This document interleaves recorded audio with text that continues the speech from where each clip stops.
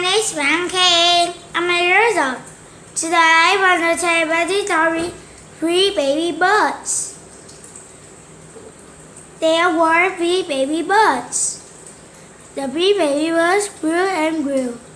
One bird flew away. Two baby birds grew and grew. One baby bird flew away. The last baby bird grew and grew. The last baby bird flew away. The mama bird can't rest. Good job. Next, I do weeds.